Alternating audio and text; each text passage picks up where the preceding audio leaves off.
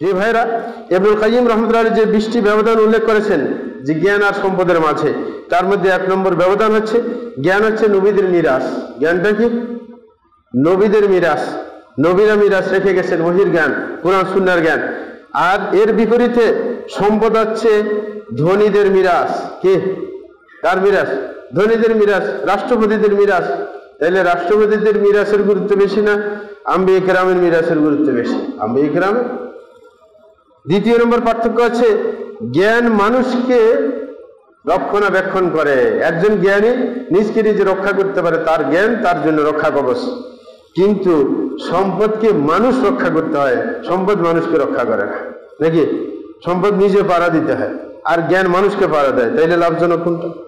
তৃতীয় নম্বর হচ্ছে জ্ঞান ব্যয় করলে কখনো কমে না, কিন্তু সম্পদ খরচ করতে থাকলে কমে যায়, কিন্তু জ্ঞান ব্যয় করতে থাকলে আরো বাড়তে থাকে।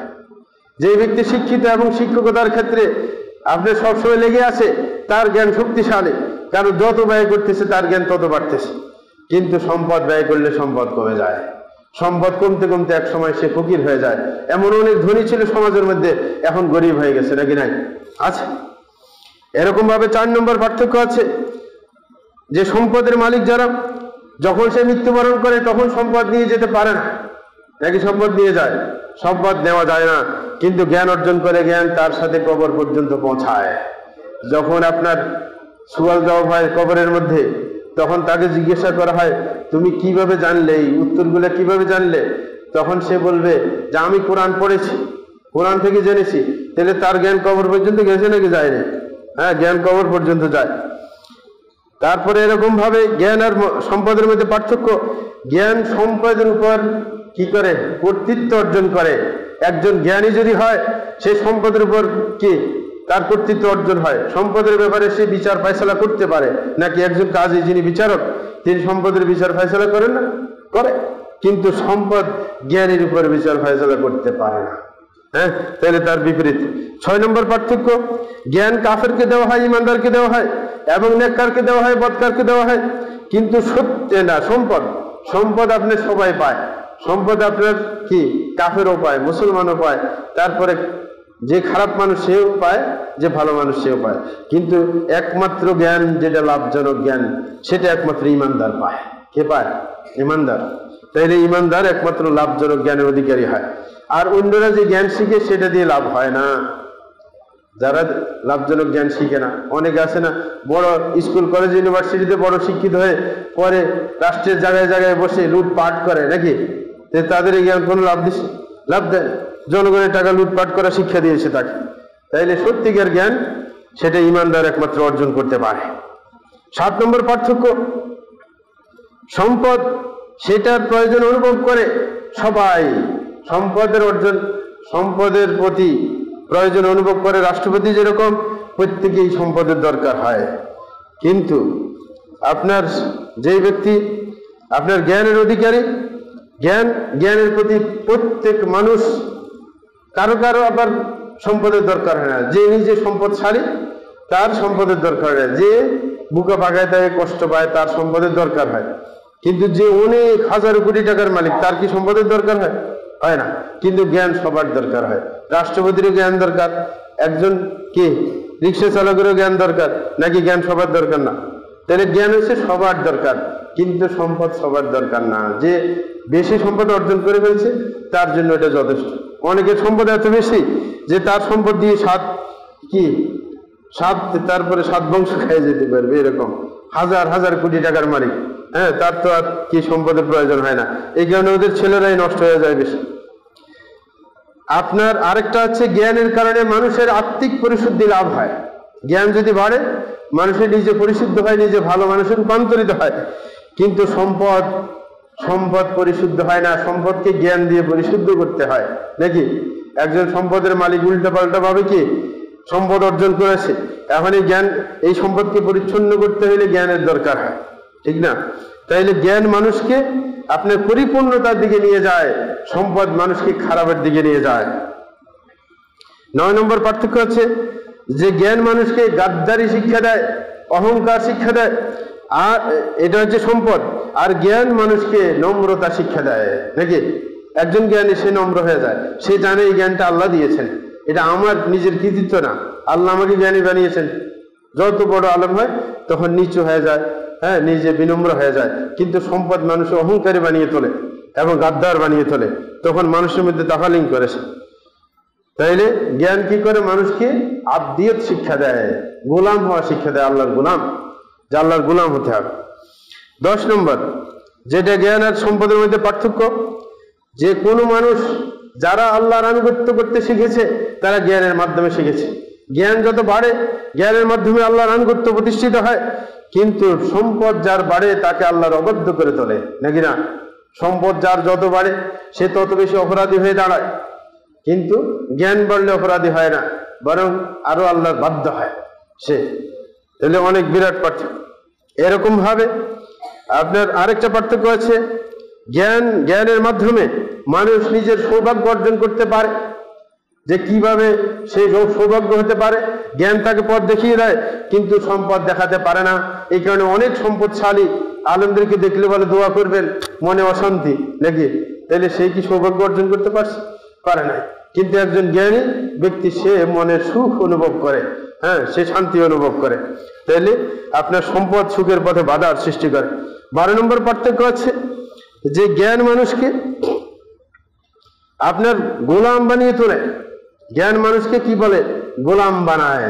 যে জ্ঞানের জন্য আপনার সম্পদ মানুষকে গোলাম বানায়, সম্পদের পিছনে মানুষের দৌড়তে থাকে গোলামের মতো।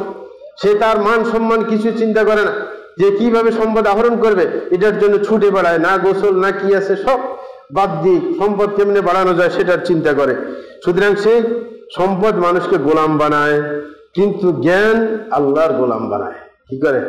জ্ঞান যদি বাড়তে থাকে তখন কি হয়? আল্লাহর গোলামে রূপান্তরিত হয়।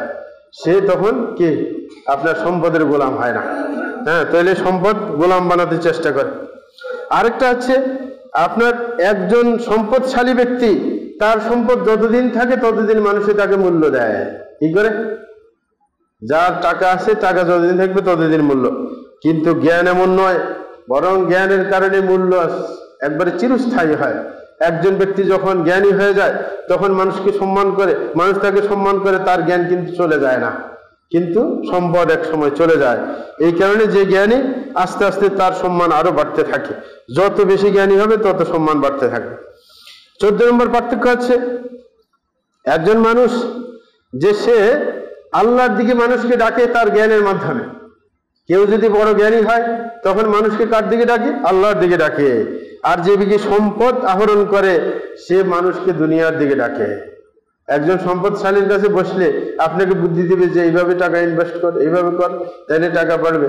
আর একজন জ্ঞানীর কাছে বসলে সে বলবে যে কিভাবে আল্লাহকে পাওয়া যায়, তাহলে সে আল্লাহর দিকে মানুষকে ডাকবে। একজন মানুষ জ্ঞানী, সে আপনার এই জ্ঞানের কারণে সে সত্যিকার নিজেকে ধনী সচ্ছল মনে করে, কিন্তু যত জ্ঞান তার বাড়বে ততই সে নিজকে সচ্ছল ভাববে। কিন্তু একজন ধনী, এই ব্যক্তি যত ধন বাড়বে ততই নিজকে গরিব মনে হবে। এই কারণে দেখবেন অনেক বড় ধনী লোক, তাদেরকে যদি জিজ্ঞাসা করেন ভাই কেমন আছেন, এই কোনো মতে বাঁচিয়ে আছি, হ্যাঁ, কোনো মতে ঠিকই আছে, হ্যাঁ। অনেক টাকা তার হাতের উপর দিয়ে যায়, লক্ষ কোটি টাকা, তারপরেও সে আরো ফকির হয়ে যায়। মনে হয় যে তাকে আরো টাকা দেওয়া দরকার, যে তার টাকার অনেক ঘাটতি আছে, নাকি না? এরকম আমরা নিজেও দেখেছি। এক সময় আমরা যখন সৌদি আরবে ছিলাম, আমাদের কাছে যারা ওয়াজ নসিহত শুনতো এরা অনেক সময় দান সৎকার দিকে অগ্রসর। এখন যখন আমরা মাঝে মাঝে সৌদি আরবে যাই, দেখা যায় একটা ইনভেস্টর হয়ে গেছে, বড় বিশাল বিশাল বিজনেস খুলে বসছে, তাদেরকে জিজ্ঞাসা করলে চলে না, হাত খালি একবারে, হ্যাঁ। কারণ যেহেতু এখন চাহিদা বেশি, এর দরকার কয়েক মিলিয়ন, আগে মিলিয়ন দরকার ছিল না তার, আগে অল্প টাকা হইলে হয়ে যেত, এখন তার ঘাটতি মিলিয়ন মিলিয়ন। তাইলে আপনার সম্পদ মানুষকে আরো ফকির বানায়, জ্ঞান কিন্তু মানুষকে কি বানায়? ধনী বানায়। সে বুঝতে পারে যে আমার জ্ঞানটা হচ্ছে আসল পুঁজি, এছাড়া অন্য কিছু না। আচ্ছা, জ্ঞান অর্জন করতে গিয়ে মানুষের স্বাদ পায়, কিছু কিছু স্বাদ হচ্ছে 2 প্রকার। একটা হচ্ছে খেয়ালি স্বাদ, কারণ জ্ঞান অর্জন করতে একটু মজা লাগে, হাতে যেদিন বেশি টাকা আসে গুনতে ভালো লাগে, মজা লাগে, নাকি লাগে না? কিন্তু এটা হচ্ছে খেয়ালি মজা। দেখি খেয়ালি মজা বলে, কারণ এগুলো সে ভোগ করতে পারবে না, কারণ সব টাকা সে ভোগ করতে পারবে না। একদিন হঠাৎ করে আমি মসজিদে ছিলাম, সৌদি আরবে মসজিদের মধ্যে 2 জনে দেখলাম যে গল্প করতেছে মসজিদে ঢুকার পর, মসজিদের ওয়ালের সাথে বসে বসে দুইজনে গল্প করে, কি ওই আয় রোজগারের গল্প করে।